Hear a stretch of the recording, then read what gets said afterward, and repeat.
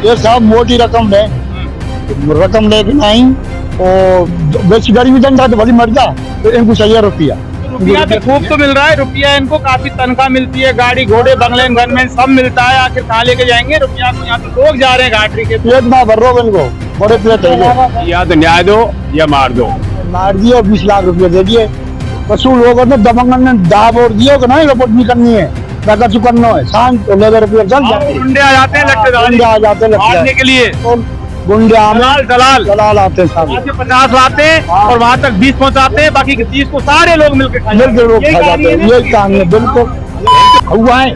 आदमी को आदमी पीस रहा है तो पैसा उठा रहे बीच में, लोग 10 लाख मुख दे रहे, 5 लाख मुख दे रहे, तेरे मुँह करवाते हैं। मतलब ये मौत का ही खाते हैं, ये समझ रहे ना बात? आदमी को पीस रहा है नहीं, पैसा ले जाओ। कि न्याय दो या मार दो। भरतपुर जिले के भुसावर उपखंड के घाटरी गांव के अंदर हम और हमारी टीम इन्वेस्टिगेशन मीडिया की खड़ी है। 7 अगस्त को हमने यहाँ पर ग्राउंड रिपोर्ट किया था, कवर किया था। इनकी बहुत बड़ी जो गंभीर जो समस्या है ना, वो खाने पीने की नहीं है इनकी, कि हम भूखे हैं या फिर खाना नहीं खा पाए या फिर कमा नहीं पाए। इस बार जो इनकी सबसे बड़ी समस्या है वो इनकी जान की समस्या है, जो कि अवैध क्रैशर है वो मौत के रूप में पनप रही है। घाटरी के लोगों को सीधा सीधा मौत दे रही है अवैध क्रैशर। भजनलाल सरकार का भ्रष्ट तंत्र और यहाँ के जो कलेक्टर, एसडीएम, प्रशासन इन लोगों को इंसाफ दिलाने में नाकाम है। क्योंकि इंसाफ कैसे वो दिलाएंगे, इनको न्याय कैसे दिलाएंगे, जो कि सीधा सीधा सरकारी शय पर ये अवैध जो काला कारोबार है, मौत की सौदागर है, घाटरी गांव के अंदर पनप रहे हैं। प्रकृति को वो खत्म कर रहे हैं, नष्ट कर रहे हैं। आपको पता है कि बरसात के महीने में भी बारिश नहीं हो रही, क्योंकि प्रकृति पूरी तरह से खत्म कर दी। देश के तमाम हाई कोर्ट और सुप्रीम कोर्ट लगातार समय समय पर गाइडलाइन जारी करते हैं, आदेश जारी करते हैं, सरकारों के ऊपर अपना जो कानूनी हथौड़ा चलाते हैं कि ये जो अरावली का दोहन किया जा रहा है, इसका खनन किया जा रहा है, इस पर पूरी तरह से लगाम लगानी चाहिए। लेकिन सरकारें होती हैं वो नहीं मानती अदालतों को, नहीं मानती मिलॉर्ड के आदेशों को, लगातार कंटेम्प्ट यानी कि अवमानना करते रहते हैं। कोर्ट को जो करना है कर लो, हम सरकार हैं, हम सफेद पोश हैं, हम नेता हैं, हमारा कोई कुछ नहीं कर सकता। हम ऐसे ही प्रकृति को लूटते रहेंगे, दोहन करते रहेंगे, खनन करते रहेंगे। लोग मरते हैं, मर जाने दो, हमें उनसे कोई लेना देना नहीं है। सही कह रहा हूँ गलत कह रहा हूँ, आप बताइए। मिलॉर्ड के आदेशों को मानते हैं लोग? नहीं मानते ना, नहीं मानते। हाई कोर्ट, सुप्रीम कोर्ट लगातार आदेश देते हैं, अरावली को बचाओ, अरावली का दोहन किया जा रहा है, प्रकृति को नष्ट किया जा रहा है, जल जंगल और जमीन को खत्म किया जा रहा है, लोगों की जान जा रही है। मानती है सरकार? नहीं मानती सर, नहीं मानती। आप क्यों खड़े हैं यहाँ पर? ये देखिए, स्वच्छ वायु चाहिए इस व्यक्ति को, स्वच्छ वातावरण चाहिए, नहीं है स्वच्छ वायु यहाँ पर? बिल्कुल नहीं है सर, धूल उड़ती है यहाँ पे। खुला है गाँव में तो, खुले आसमान के नीचे तो स्वच्छ धूल उड़ती है सर, क्रैशर चलते पानी नहीं डालते हैं। एक बार आप वीडियो में देखना कितनी धूल उड़ती है, माइनिंग होती है, होल चलते हैं, हमें कुछ नहीं मालूम। हमको तो ये लिख रहा है ना, हमारा न्याय दो या मार दो, हमको न्याय दो मार दो। अच्छा ये बताइए कि अदालतों के आदेशों को क्यों नहीं मानती है सरकार और सरकारी अधिकारी? क्या ये कानून से और संविधान से ऊपर हैं? क्योंकि जो अदालत जज साहब हैं, जो संविधान की शपथ लेकर अपना जो नौकरी ज्वाइन करते हैं, तो वही संविधान की शपथ खाकर ये लोग अपनी नौकरी ज्वाइन करते हैं। तो संविधान की शपथ खाने वाले, संविधान की शपथ खाने वाले के आदेश क्यों नहीं मानते? संविधान खाने वाले आदेशों की पालना नहीं करते, वहां से कोई ऑर्डर ही नहीं आता है इनके लिए। ये भ्रष्टाचार का हुआ है, यहाँ पे भ्रष्टाचार फैला रखा है, मानते हैं नहीं किसी बात की। यहाँ पे इस धरना पे बैठे हुए हैं हम, आज हमको 11वां दिन हो गया है, 13वां दिन यहाँ पे हम हमारी मांग को लेके बैठे हैं। क्रैशर बंद, अवैध क्रैशर बंद करो, अवैध खनन बंद करो। अच्छा मेरी बात एक बार बताइए अंकल जी, इधर आइए, आप इधर आइए, कि ये जब भी ये जो भ्रष्ट अधिकारी हैं, भ्रष्ट बोलेंगे इनको, ये जो पैदा ये भ्रष्ट होते हैं, जब ये नौकरी लगती है इनकी, पुलिस वाले अपनी वर्दी धारण करते हैं, एसडीएम, कलेक्टर हैं, ये संविधान की शपथ लेते हैं कि हम जनता की सेवा करेंगे साहब, और सेवा इनको करनी चाहिए। ये जनता, देखिए ये कोई अधिकारी नहीं है, जनता के नौकर सर्वेंट है, ये आप देश के जनता के नौकर हैं।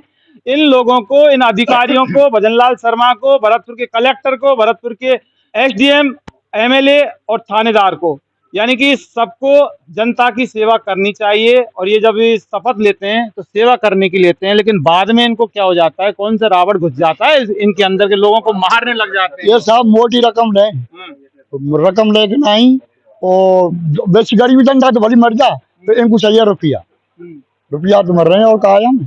तो रुपया तो खूब तो मिल रहा है, रुपया इनको काफी तनख्वाह मिलती है, गाड़ी घोड़े बंगले गनमैन सब मिलता है, आखिर कहाँ लेके जाएंगे रुपया को? यहाँ तो लोग जा रहे हैं घाटी के। पेट ना भर रहा इनको, बड़े पेट है ये। घाटी के तो अलावा बैठे हैं, ये हुआ बैठे हैं पूरी खाए बोल रहे हैं, ये बैठा रखे साहब, ये लेबर बारे और ये जो क्या राजी ये बैठे खाए बारे की बात है। तो खा रहे ना, तो इंसानों को मार रहे हैं, सीधा सीधा इंसानों को खा रहे हैं। गरीब है तो मार रहे हैं, हम पैदा करें बार बाजरे में धूल जम रही है, पानी नहीं डालते मशीन पे, कछु नहीं डालते साहब, भैंस डोर मर जाते हैं उसके अंदर। सूखी चलाते बिल्कुल हमारा, हम बकरी चलाते साहब, गरीब आदमी तो बकरी चलावे, वो क्या करें जब हमने मतलब बीमारी आ जाए बकरी में, क्यों धूल दिखती है पेड़ों पे, बिजली खाती है, तो डॉक्टर ने तो हमने चेक कराई, जब कई के साहब ये तो मतलब ये कि तुमने मट्टी खबाते हो उनको, मिट्टी और क्या करे मट्टी खबा रहे मिट्टी खाते हैं। हमारी मानना रे साहब, तुम खाओ रोटी तो आराम से, छप्पन वो खाओ, तुम खाओ, हम मट्टी खबा रहे। हाँ। ये बात है, बिल्कुल देखिए, बंद होनी अगर चाहिए साहब। बीमारी का तो फिर भी चलो इलाज हो जाए, लेकिन जो गहरे गड्ढे उन्होंने खाई खोद रखी है, उनमें तो आपके मवेशी मर रहे हैं। मवेशी मर रही है, बिल्कुल गले ढोर में भैंस मर रही है, गैया मर रही है, गैया चराई मैंने पहाड़न में, तो पहाड़न में गैया मट्टी में खा खा के गैया मरे, ये छोड़ देंगे क्या करें। देखिए बारिश का दौर है, मेरे सहयोगी को बोलूंगा जसवंत दिखाओ एक बार, अब बरसात हो रही है, लेकिन ये लोग ये छोटा सा ये तिरपाल लग रहा है, जबकि इसके अंदर इसमें से भी पानी निकल रहा है, लेकिन ऐसे में ये जो इंसान है, ये देखिए बहुत दर्दनाक तस्वीर है इस घाटी गांव की। इन लोगों को अपने घरों में होना चाहिए कम से कम बरसात से, लेकिन ये बरसात भारी बारिश में ये भीज रहे हैं। ये देखिए नीचे कुछ भी नहीं है, आप दिखाओ एक बार, ये पानी यहाँ पर बरस रहा है। एक पेड़ के नीचे मंदिर, ठाकुर जी महाराज का मंदिर है, यहाँ पर ये लोग बैठे हैं, लेकिन अब बरसात जब चालू हो गई है, अब ऐसे में क्योंकि ये अपने हक अधिकार के लिए, इनका तो यही मानना है कि बारिश आ जाए, बाढ़ आ जाए, बाढ़ तो कहाँ से आएगी, बाढ़ वाले दौड़ तो चले गए, बाढ़ आती है क्या अब? बाढ़ तो कहाँ से आएगी, बाढ़ खा गए लोग, पूरी प्रकृति खत्म हो गई, जब बाढ़ कहाँ से आएगी? बारिश ही थोड़ी बहुत आती है, पहले की तरह बारिश भी नहीं होती है, पूरा भ्रष्ट हो रहा है, धूल मिट्टी भाई हो खत्म हो गई, पेड़ पौधे खत्म हो गए, तो फिर बारिश कहाँ से होगी? और ये चल रहा है, ओढ़े ओढ़े खाई कर दी, ब्लास्टिंग होती है, वातावरण खराब होता है, सांस लेने में दिक्कत आती है, काफी पेशेंट हो गए, काफी मर भी गए, और फिलहाल में बीमार भी हो गए, और अब भी चल रहे हैं बीमार। और डॉक्टर हैं वो बताते नहीं है कि तुम्हारी बीमारी सिलोकोसिस है ना, वो कहते हैं टीबी है, ऐसा ही है क्या? बताते नहीं है, देखिए रिपोर्ट नहीं देते हैं बना के।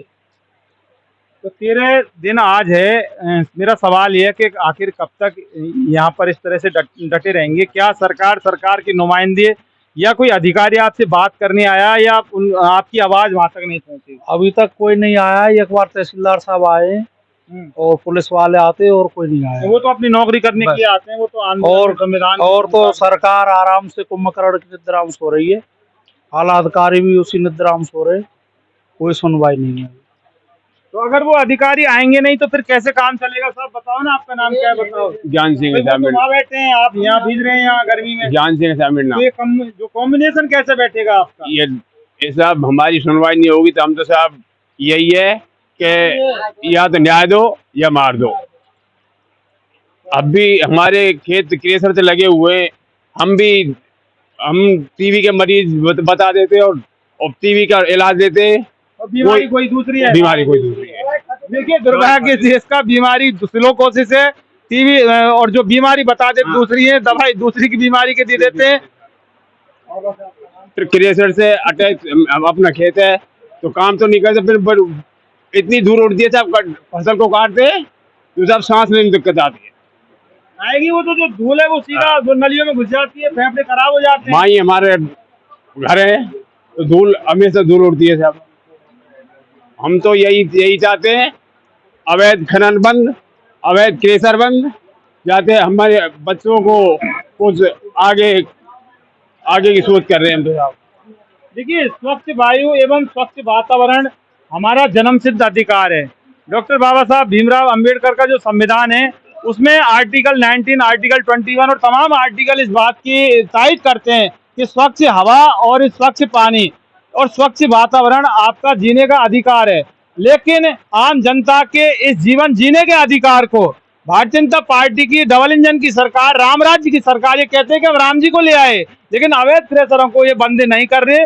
और इनका जो मौलिक अधिकार है, घाटी के गांव के लोगों का मौलिक अधिकार है, जीवन जीने का अधिकार है, यहाँ पर जीवन जीने का अधिकार खत्म सरकार इसलिए कर रही है। और इसलिए कहना है कि 3 दिन पहले चिमन गुर्जर, वो आपका बंदा था, आपका आदमी था, आपका घर वाला, परिवार वाला था, एक इंसान था, लेकिन अब इस दुनिया को छोड़ के हमेशा हमेशा के लिए चला गया वहां पर, जहां से ना कोई वापस आया ना वापस आ पाएगा। उसके परिवार का पालन पोषण कौन करेगा? भजन लाल आएंगे यहाँ पर, कलेक्टर आएंगे।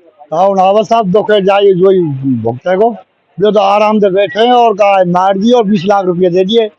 कछु लोगों ने दबंगन ने दाब और दियो कि नहीं रिपोर्ट नहीं करनी है ना कछु करना है, शांत रुपये चल जाते, गुंडे आ जाते हैं, गुंडे आ जाते मारने के लिए, गुंडे दलाल दलाल आते हैं साहब, सही वहाँ से 50 लाते हैं और वहां तक 20 पहुंचाते हैं, बाकी के 30 को सारे लोग मिलकर खा जाते हैं। लोग खा जाते हैं। यही कहानी है, बिल्कुल यही कहानी है, सब खा जाते हैं बिल्कुल बिल्कुल। खाने पूरे खुआ है आदमी को, आदमी पीस रहा है तो पैसा और खा रहे बीच में, मुख 10 लाख मुख दे रहे, 5 लाख मुख दे रहे, तेरे न्यू करवा दो।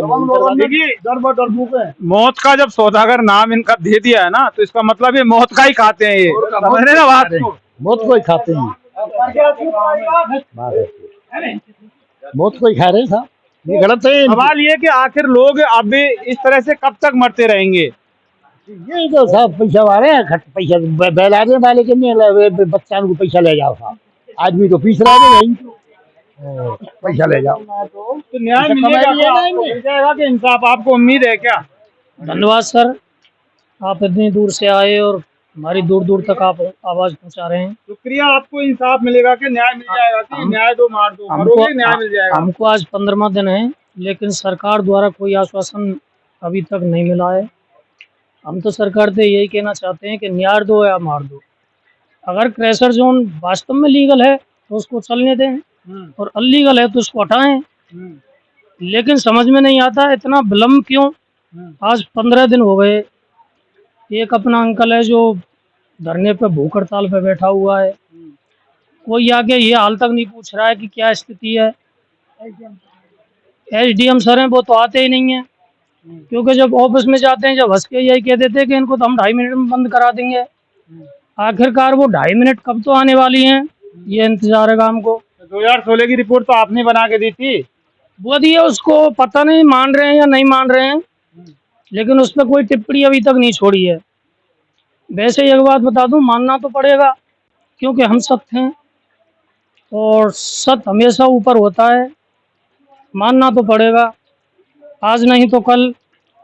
बाकी न्याय दो या मार दो, हम जब तक नहीं हटेंगे जब तक हमें न्याय नहीं मिल जाता। देखिए इंकलाब का झंडा बुलंद कर दिया है, 13 दिन से ये यहाँ पर हैं, आगे कितने दिन हो गए इसकी कोई गारंटी नहीं है, क्योंकि जब यहाँ अनसर्टेन यानी कि अनिश्चितकालीन जब भी नाम आ जाता है तो इसका मतलब इसका कोई वक्त नहीं होता। दूसरी बात, वो जब ही खत्म होता है जब होता है। लेकिन सवाल ये इतने बड़े गहरे इसलिए हैं और सिस्टम के ऊपर सवाल उठाना लाजमी इसलिए है कि जो 2016 की रिपोर्ट बना के दी थी कलेक्टर की, कलेक्टर ने जो कमेटी बनाई थी उसके बाद SDM ने सिफारिश की थी, उसमें इलीगल यानी कि अवैध माना था। अवैध वो होता है जो विधि के विरुद्ध होता है, कानून के विरुद्ध होता है, कानून सम्मत नहीं होता, संविधान के जो खिलाफ वो चीज होती है उसे ही अवैध कहते हैं। लेकिन अवैध क्रैशरों का जो ये धंधा, ये गोरख धंधा पनप रहा है, सबसे बड़ा जो सच ये है कि उस धंधे से इन लोगों की जान जा रही है, मौत के घाट ये लोग जा रहे हैं, ये उस दुनिया में जा रहे हैं, वहां से कोई वापस नहीं आता। सवाल ये है कि जब इन लोगों को एहसास हुआ कि कब तक चलेगा, तो ऐसे में इन्होंने मोर्चा खोल दिया। ये आंदोलन है, अनिश्चितकालीन है। इनका जो स्लोगन है कि न्याय दो या मार दो, घाटी के गांव की जो आवाम है ये वाकई दिन और रात, दोपहर और यहीं रहते हैं, भूखे प्यासे यहाँ पर रहते हैं। एक व्यक्ति हैं बुजुर्ग 65 साल के, वो भूख हड़ताल पर बैठे हैं। भूख हड़ताल का मतलब बताने की जरूरत नहीं है, यानी कि आदमी खाता ही नहीं है। तो सवाल ये है कि आखिर इनको इंसाफ नहीं मिलेगा तो फिर ज़्यादा तो कुछ नहीं, लेकिन 2.5 साल बाद का जो वक्त है वो सरकार को अभी याद कर लेना चाहिए कि अगर इनको न्याय नहीं मिला तो 2.5 साल बाद सरकार को भी न्याय और अन्याय क्या होता है चुनाव के समय यही आवाम है ये बता देगी। सवाल ये कि भरतपुर के भजन लाल हैं, मुख्यमंत्री राजस्थान के हैं, लेकिन उसके बाद भी अगर भजनलाल शर्मा इन्हीं भरतपुर के लोगों को, अपने लोगों को न्याय नहीं दे रहे, घाटरी के लोगों को इंसाफ नहीं दे रहे, तो आप समझ सकते हैं कि राजस्थान की जनता तो क्या ही उम्मीद कर सकती है भजनलाल जी से। कि राजस्थान की जनता को अगर गलत फहमी है कि हमारे मुख्यमंत्री हैं, हमें इंसाफ देंगे, न्याय देंगे, तो सबसे पहले जो न्याय का अधिकार है लोगों को बनता है, जहाँ से भजनलाल जी पैदा होकर राजस्थान की जो मुखिया की कुर्सी पर बैठे हैं। ये बहुत बड़ी विडंबना है, लेकिन अपने हक अधिकार के लिए ये लोग सजग हो चुके हैं। ये लोग अब जान चुके हैं कि जान है तो जहान है। अवैध जो क्रैशर है उनको हमारी जान लेने का कोई अधिकार नहीं है। अगर अवैध क्रैशरों को सरकार ने बंद नहीं कराया तो जो ये घाटरी के युवा है ना, ये एक ना एक दिन वहां जाएंगे। अवैध क्रैशर के जो माफिया है, खनन माफिया, उसको वहीं से बाहर निकाल कर फेंकेंगे और अवैध क्रैशरों पर अपना ताला लगाकर सरकार को दिखा देंगे। इन्वेस्टिगेशन मीडिया के लिए जसवंत के साथ घाटरी गांव से मैं जितेंद्र शर्मा।